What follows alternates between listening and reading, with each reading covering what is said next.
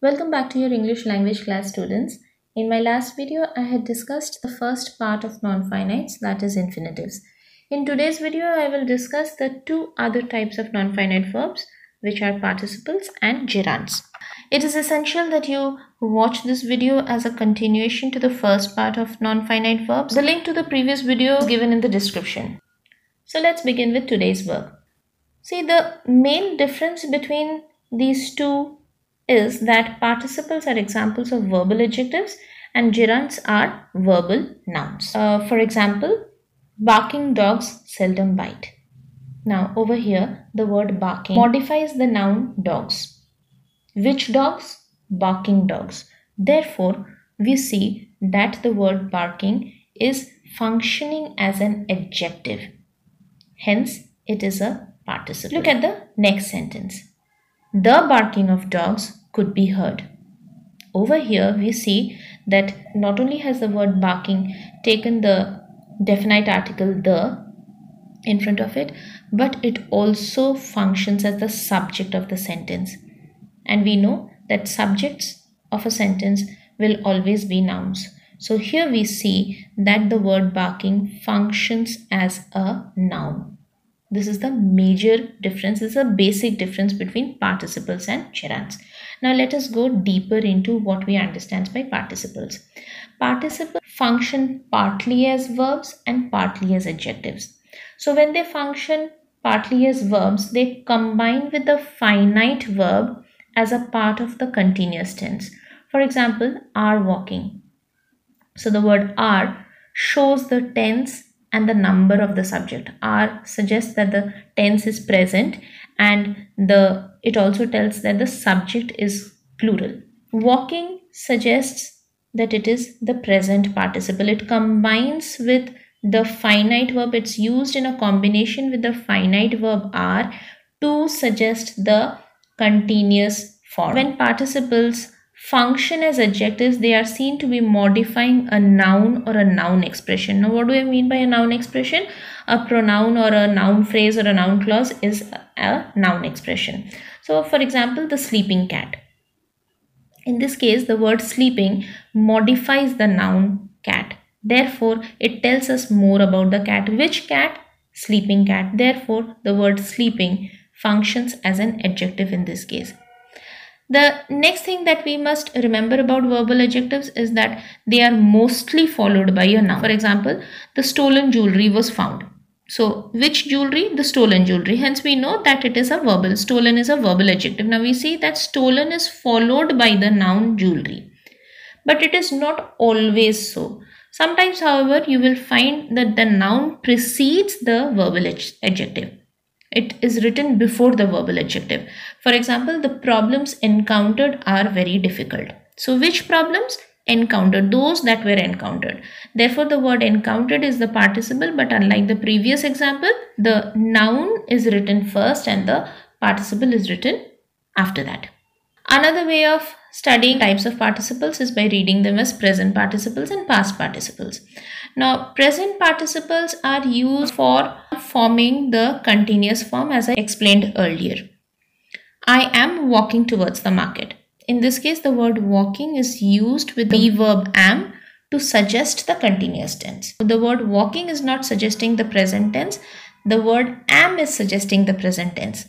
However, the word walking is used in combination with the finite verb am to suggest the continuing action. Second place where participles are used are for modifying a noun or a noun expression. As I explained earlier, barking dogs seldom bite. So barking modifies the noun dogs. Therefore, it's an example of present participle. Next, we come to past participle. Now, past participle is used for forming perfect tense form. They're used to denote a completed action or a state of reference to the past. If you remember when we did the tenses, in that we had done past participles were used in combination with the word had to suggest the past perfect tense. Over here, look at the sentence. I have spoken to him already. In this case, the participle spoken is used in combination with the verb have to suggest present perfect tense, or I had completed my work by then. In this case, the participle completed combines with the verb had to suggest past perfect tense. Next place where past participles are used are to form passive voice. When active voice sentences are converted to passive voice sentence, a major change happens in the verb. The verb in the passive voice becomes a combination of the be verb with the past participle form of the main verb. So he was told to call up. So was told is the verb that is used in the passive voice. Told is the participle form which combines with the be verb to create the passive structure. The active sentence would have been they told him to call up, which becomes he was told to call up. The last place where past participles is used is verbal adjectives. Again, just like present participles, past participles also modify nouns and noun expressions. The cat escaped through the broken window. Through which window did the cat escape? The broken window. Hence, the word broken modifies the noun. One important thing to be noted over here is, although these are all present participles and past participles, they can be used with either type of the sentences, present or past. For example, we are waiting for your proposal, or we were waiting for your proposal. So in this case, in both these sentences, are and were are the words which suggest the tense, present and past tense. The word waiting, written with the suffix ing, that word is the present participle. Similarly, with past participle, we have finished our work, or we had finished our work. In these cases also, have and had suggest the present and past nature of the tense. The word finished suggests that it is the past participle. So there are basically two things that we learn from this. The tense of the verb, that is a finite verb, are, were, has, have, had. These are what decides the tense of the sentence, not the participles. The participles don't decide the tense of the sentence. The tense of the sentence is decided by the finite verb. And the second thing is, participles are dependent verbs. They cannot change in form. They do not determine the tense of the sentence. They don't tell us whether the sentence is in present or past. They only suggest whether the words are in the ing form or in the ed or en form. If it is in the ing form, it is a present participle. If it is in the ed or en form, it is the past participle. The next topic of participles is joining of sentences with participles. Just like infinitives, participles can also be used for joining of sentences. I'm going to discuss this through a few examples. I saw my parents. They were waiting for me.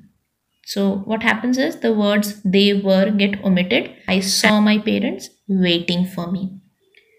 Second example, Minaz put the application for admission to the college. She felt very happy after that. So the personal pronoun she and the word that get omitted, and the word put changes form and becomes putting. The word putting functions as a participle over here, and we get our sentences. There are two variations. Minaz felt very happy after putting in the application for admission to the college, or after putting in the application for admission to the college, Minaz felt very happy.